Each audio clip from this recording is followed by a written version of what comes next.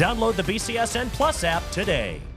What a beautiful night for boys soccer. Van Buren making the trip north to take on Toledo Christian. Late first half scoreless. Black Knights free kick into the box. Looking for Finn Martin. Good defense as Logan Teams makes the save. 0-0 at the break.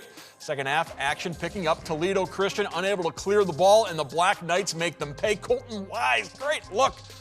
No chance on that one. Van Buren taking the lead in the 43rd minute. Moments later, Eagles with an opportunity. Ethan Quinn on the run. Gavin Fruth nudges him off. Gideon Webb smothers it.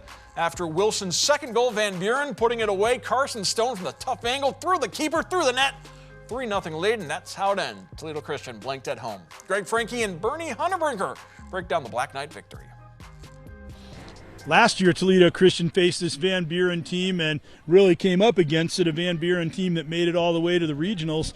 This year, Van Buren a lot younger, but we saw they're very talented, and Toledo Christian played very competitive with them for most of the game. Yeah, the first half especially, it was very competitive. That first half, 0-0 at midtime.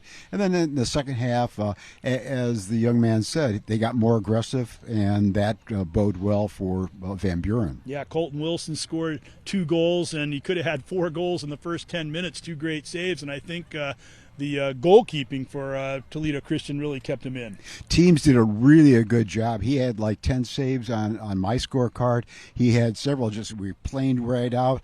I think he got injured in that first half, and that's why you didn't see him doing a lot of punting, but throwing the ball out more.